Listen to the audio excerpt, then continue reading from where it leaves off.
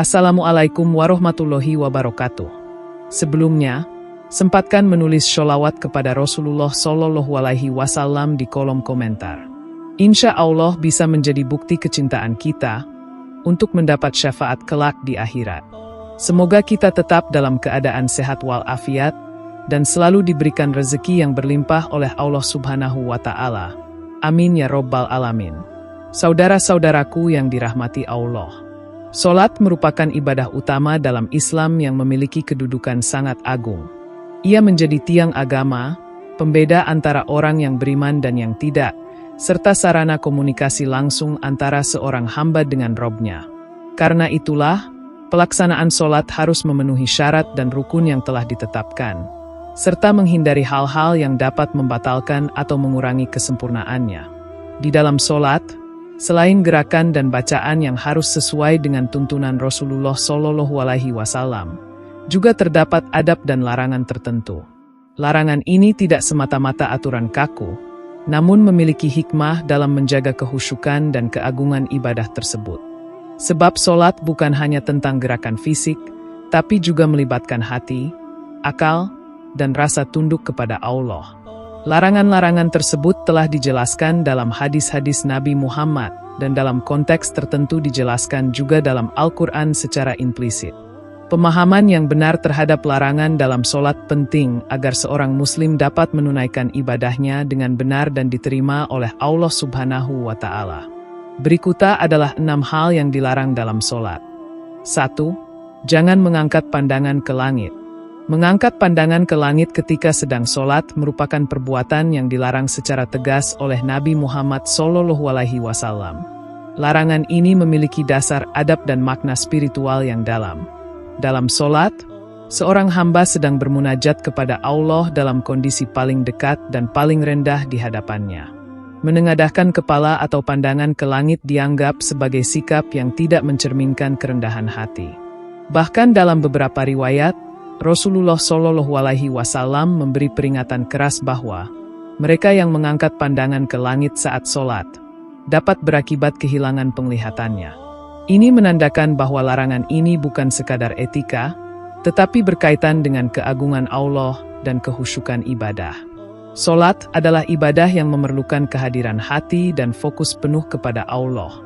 Dalam posisi berdiri, ruku, hingga sujud, seluruh anggota tubuh seolah bersatu dalam kerendahan dan ketaatan.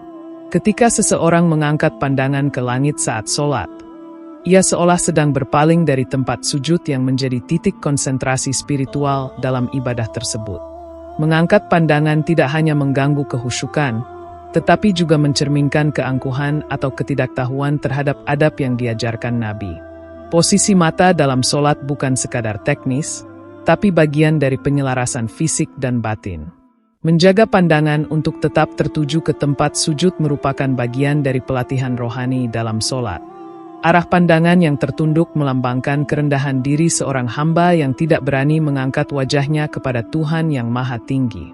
Ini adalah simbol spiritual dari sikap takzim dan tunduk, yang harus menjadi inti dari setiap sholat. Dalam sholat, hamba bukan sedang berdebat atau berdiskusi, tetapi sedang menyembah dan memohon. Maka sikap yang sopan dan penuh adab sangat penting untuk dijaga, termasuk menjaga pandangan agar tidak melangit. Lebih dari sekadar larangan, menjaga pandangan dari menengadah dalam sholat juga merupakan bentuk pendidikan jiwa. Ia melatih kita untuk bersikap rendah hati dan khusyuk di hadapan Sang Pencipta. Ketika kita mampu menjaga mata agar tetap tertuju ke tempat sujud, kita juga sedang menjaga hati dari kesombongan dan kesembronoan. Larangan ini mengajarkan bahwa setiap aspek dalam sholat memiliki nilai dan makna. Bahkan arah pandangan pun diatur, agar tidak merusak kehusyukan dan keagungan momen pertemuan kita dengan Allah. Oleh sebab itu, menjaga pandangan adalah bagian dari menjaga kualitas ibadah. 2. Sengaja menoleh selain ke arah sujud. Sengaja menoleh ke kanan, ke kiri, atau ke arah manapun selain ke tempat sujud dalam sholat merupakan salah satu bentuk gangguan terhadap kehusyukan. Nabi Muhammad Shallallahu Alaihi Wasallam menggambarkan menoleh dalam sholat sebagai pencurian yang dilakukan setan terhadap sholat seseorang. Artinya, Ketika seseorang menoleh saat sedang sholat, ada unsur godaan dan kelalaian yang menyelinap, dan jika tidak segera disadari, maka sholatnya bisa kosong dari rasa kehadiran hati. Menoleh juga mengganggu hubungan batin antara hamba dengan Robnya, karena sholat adalah ibadah yang sangat pribadi, walau dilakukan secara berjamaah. Sholat menuntut fokus total. Setiap gerakan, bacaan, dan niat harus tertuju hanya kepada Allah. Ketika seseorang menoleh ke kanan atau kiri tanpa keperluan, ia seolah berpaling dari Allah, walaupun tubuhnya masih dalam posisi sholat. Perpalingan ini, walau mungkin tidak membatalkan sholat secara hukum, namun ia mencederai nilai kehusyukan dan spiritualitas ibadah. Sikap seperti ini bisa menjadi kebiasaan buruk jika tidak dikoreksi, sehingga lama-kelamaan seseorang bisa kehilangan rasa tunduk yang seharusnya dimiliki dalam ibadah. Menoleh juga bisa menjadi gerbang masuknya was-was dan lintasan hati yang mengganggu konsentrasi. Awalnya mungkin hanya sedikit menoleh karena mendengar suara atau merasa terganggu, namun bila tidak ditahan, bisa berkembang menjadi perhatian kepada hal-hal di luar sholat. Maka, para ulama menekankan pentingnya menahan diri dari menoleh secara sengaja. Bahkan ketika mendengar suara di sekitar, seorang makmum atau imam sebaiknya tetap menahan pandangan ke arah sujud agar tidak memutuskan jalur kehadiran hati yang sedang dijalin dalam ibadah. Larangan menoleh dalam sholat tidak hanya bersifat fisik, tetapi juga mencerminkan latihan konsentrasi dan pengendalian diri. Dalam kehidupan sehari-hari, kita terbiasa melihat ke sekeliling, namun dalam sholat, kita dituntut untuk mengarahkan seluruh energi dan perhatian hanya kepada Allah. Maka dengan tidak menoleh, kita sedang melatih jiwa untuk tidak tergoda oleh dunia luar saat berdiri di hadapan Tuhan.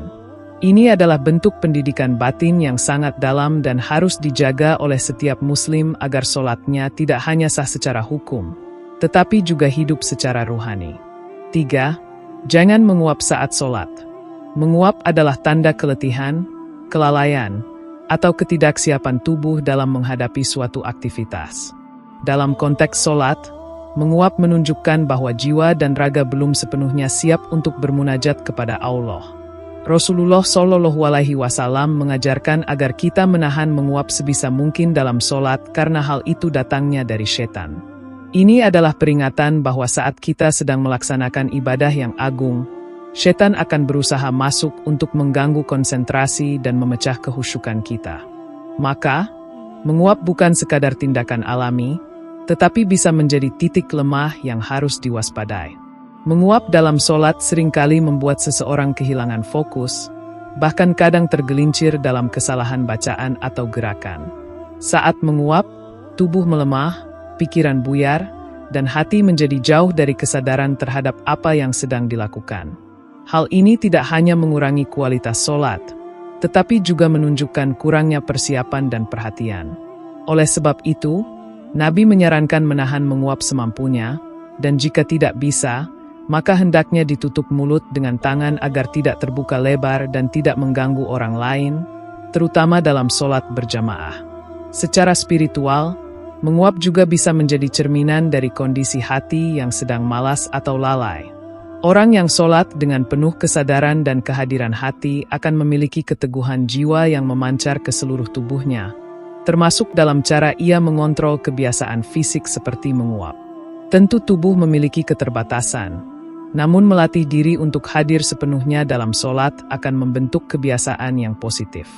Sebaliknya, jika dibiarkan, maka sholat menjadi rutinitas yang dilakukan dengan setengah hati, tanpa rasa takut dan harap kepada Allah. Larangan menguap dalam sholat tidak bermaksud menekan fitrah manusia, tetapi mengajarkan kita pentingnya kesiapan dalam ibadah. Sebelum sholat, hendaknya seseorang mempersiapkan tubuh dan pikirannya. Jika merasa sangat lelah atau mengantuk, sebaiknya beristirahat terlebih dahulu agar dapat melaksanakan sholat dengan sebaik-baiknya. Ini adalah wujud penghormatan terhadap ibadah yang begitu agung. Sholat yang dilakukan dengan kondisi prima, baik fisik maupun batin, akan membentuk pribadi yang kuat, tangguh, dan memiliki hubungan yang mendalam dengan Allah. 4. Jangan membentangkan tangan saat sujud. Dalam sholat, Sujud merupakan puncak dari ketundukan seorang hamba kepada Robnya. Dalam posisi ini, Nabi Muhammad mengajarkan agar umat Islam tidak membentangkan tangan seperti anjing, yakni meletakkan lengan di lantai atau merentangkannya lebar-lebar. Tindakan seperti ini dilarang karena menyalahi adab dalam ibadah dan menyerupai hewan dalam berperilaku. Rasulullah Shallallahu Alaihi Wasallam memerintahkan agar seseorang mengangkat lengannya dari lantai dan merapatkannya ke tubuh, tidak menempelkan siku atau lengan bagian bawah ke tanah. Ini menunjukkan bahwa bahkan dalam posisi sujud yang sangat rendah, tetap ada aturan kehormatan dan ketertiban yang harus dijaga. Sujud yang dilakukan dengan cara merendahkan tubuh sambil menjaga postur yang benar mencerminkan keseimbangan antara kerendahan hati dan disiplin. Dalam Islam, semua gerakan ibadah mengandung makna yang mendalam dan tidak dilakukan sembarangan. Tangan yang dirapatkan saat sujud menciptakan posisi tubuh yang stabil dan sekaligus menunjukkan kehusyukan. Sebaliknya, membentangkan tangan mencerminkan kelalaian, ketidaksungguhan, atau bahkan kemalasan dalam melaksanakan ibadah. Oleh karena itu, larangan ini sangat penting untuk menjaga etika dalam gerakan sholat. Membentangkan tangan saat sujud juga dapat mengganggu kenyamanan orang lain, terutama dalam sholat berjamaah. Jika setiap orang membentangkan tangannya secara lebar, maka ruang gerak akan menjadi sempit dan merusak kerapian shaf. Dalam sholat berjamaah, keteraturan dan keserasian dalam barisan menjadi salah satu kunci diterimanya ibadah tersebut. Maka, larangan membentangkan tangan saat sujud tidak hanya berfungsi secara pribadi, tetapi juga menjaga keharmonisan sosial dalam beribadah bersama. Ini adalah bentuk pendidikan akhlak yang sangat halus dalam ajaran Islam. Lebih jauh, sikap fisik yang benar dalam sholat mencerminkan kualitas batin seseorang. Ketika seseorang menjaga postur tubuhnya saat sujud dengan penuh perhatian, itu menandakan bahwa ia tidak hanya mengikuti gerakan, tetapi juga memahami makna di baliknya. Islam mengajarkan bahwa ibadah tidak hanya dinilai dari bentuk lahiriahnya, tetapi dari keikhlasan dan keseriusan hati yang melaksanakannya. Maka, larangan membentangkan tangan saat sujud adalah bagian dari pelatihan ruhani agar kita selalu menjaga adab, kesungguhan, dan rasa hormat dalam setiap detik sholat. 5. Jangan meludah ke arah kiblat atau ke kanan. Meludah ke arah kiblat atau ke kanan ketika sedang sholat termasuk dalam larangan keras yang disampaikan oleh Nabi Muhammad SAW. Kiblat adalah arah yang dimuliakan, menjadi simbol persatuan umat Islam dalam ibadah, dan menjadi pusat perhatian seorang muslim dalam setiap sholat. Meludah ke arah ini, meskipun hanya sekadar tindakan fisik kecil, dianggap sebagai bentuk tidak hormat dan mencemari arah yang suci. Larangan ini bukan hanya soal kebersihan, tetapi juga menjaga kesucian dan kehormatan tempat serta arah yang diagungkan dalam ibadah. Nabi Muhammad SAW mengajarkan, jika seseorang perlu meludah saat sholat, hendaknya ia meludah ke arah kiri, atau menutupi dengan pakaiannya, atau menggunakan tisu dan sejenisnya. Ini mencerminkan ajaran Islam yang sangat menjunjung tinggi kebersihan, kesopanan, dan penghormatan terhadap ibadah. Bahkan dalam kondisi terdesak, Islam tetap memberikan petunjuk etis agar tindakan meludah tidak sembarangan. Dalam konteks sholat berjamaah, tindakan meludah sembarangan juga dapat mengganggu orang lain dan menciptakan ketidaksenangan di lingkungan ibadah. Meludah ke kanan juga dilarang karena pada sisi kanan terdapat malaikat yang mencatat amal baik seseorang. Maka, menunjukkan adab kepada makhluk Allah, termasuk malaikat, juga merupakan bagian dari etika dalam Islam. Sholat adalah momen ketika seseorang berada dalam pengawasan penuh Allah dan juga disaksikan oleh para malaikat. Maka tindakan yang tidak sopan seperti meludah ke kanan mencerminkan kelalaian terhadap kehadiran spiritual yang ada dalam sholat. Setiap tindakan dalam sholat memiliki konsekuensi ruhani yang tidak bisa dianggap sepele.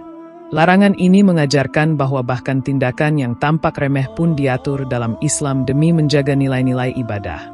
Dalam sholat, setiap gerakan, pandangan, bahkan reaksi tubuh, harus dilandasi oleh kesadaran dan tanggung jawab sebagai seorang hamba.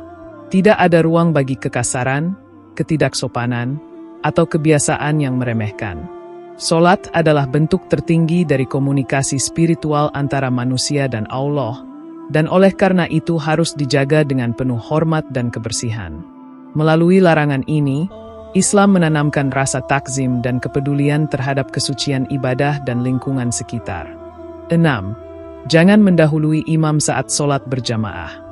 Mendahului gerakan imam dalam solat berjamaah merupakan salah satu bentuk pelanggaran terhadap tata tertib yang telah ditetapkan Rasulullah SAW. Dalam solat berjamaah, imam adalah pemimpin yang ditunjuk untuk diikuti oleh makmum. Ketika makmum bergerak lebih cepat dari imam, baik dalam rukuk, sujud, atau bangkit dari sujud, itu menunjukkan kurangnya adab dan ketertiban dalam ibadah. Rasulullah SAW memberikan peringatan keras terhadap orang yang terbiasa mendahului imam. Bahkan menyatakan bahwa dikhawatirkan wajahnya akan diubah menjadi wajah keledai sebagai bentuk kehinaan atas perbuatannya. Solat berjamaah bukan sekadar kumpulan orang yang melakukan gerakan yang sama. Ia adalah simbol dari persatuan, ketertiban, dan ketaatan dalam struktur ibadah. Setiap orang memiliki posisinya, imam sebagai pemimpin, dan makmum sebagai pengikut. Mendahului imam berarti merusak harmoni tersebut, dan bahkan secara spiritual menunjukkan sikap tergesa-gesa di hadapan Allah. Ketergesaan ini bukanlah bentuk semangat, melainkan bentuk ketidaksabaran dan ketidaksopanan terhadap pemimpin dalam ibadah yang telah Allah tetapkan sebagai sunnah Rasulullah SAW. Ketika makmum terlalu cepat dalam mengikuti imam, itu juga dapat membingungkan orang-orang di sekitarnya. Shaf menjadi tidak seragam, gerakan menjadi tidak sinkron, dan konsentrasi orang lain pun bisa terganggu. Dalam solat, kebersamaan dan keselarasan adalah nilai utama. Maka menjaga gerakan agar selalu mengikuti gerakan imam, bukan mendahuluinya, adalah bentuk penghormatan terhadap nilai kebersamaan dalam ibadah. Ini adalah cerminan dari tatanan sosial dalam Islam, di mana seorang muslim diajarkan untuk tunduk terhadap aturan dan pemimpin dalam kebaikan. Selain sebagai adab terhadap imam, mengikuti gerakan imam secara benar juga menunjukkan kepekaan rohani seorang makmum. Orang yang benar-benar khusyuk akan fokus mendengarkan bacaan imam, meresapi setiap gerakannya, dan mengikuti dengan penuh rasa hormat. Mendahului imam berarti kehilangan momen tersebut dan mengubah solat menjadi aktivitas mekanis tanpa ruh. Maka, dengan menahan diri dan menyesuaikan gerakan dengan imam, kita tidak hanya menjaga kesempurnaan solat, tetapi juga melatih diri untuk bersabar, disiplin, dan menghormati tatanan dalam agama. Saudara-saudaraku yang dirahmati Allah, solat bukan hanya sekadar rangkaian bacaan dan gerakan, tetapi merupakan bentuk ibadah yang menuntut kesungguhan, kehusyukan, dan ketundukan penuh kepada Allah. Larangan-larangan yang disebutkan oleh Rasulullah SAW bertujuan untuk menjaga kehormatan dan nilai spiritual dari ibadah tersebut agar tidak berubah menjadi rutinitas kosong. Setiap larangan yang dijelaskan oleh Nabi dalam solat tidak terlepas dari nilai-nilai adab, kesopanan, serta etika spiritual yang tinggi. Islam mengajarkan bahwa solat adalah momen suci, sehingga harus dijaga dari segala bentuk perilaku yang merusak makna dan kehusyukannya. Dengan memahami dan mengamalkan larangan-larangan ini, seorang muslim dapat meningkatkan kualitas solatnya. Sebab solat yang khusyuk dan benar sesuai tuntunan Rasulullah SAW adalah kunci untuk meraih keberhasilan dunia dan akhirat. Maka, marilah kita jaga ibadah kita dengan ilmu dan adab yang benar sebagaimana diajarkan oleh Nabi kita tercinta. Demikian yang dapat saya sampaikan, semoga yang menyimak video ini sampai akhir, terhindar dari neraka, dan dimasukkan ke dalam surganya. Amin ya Rabbal Alamin.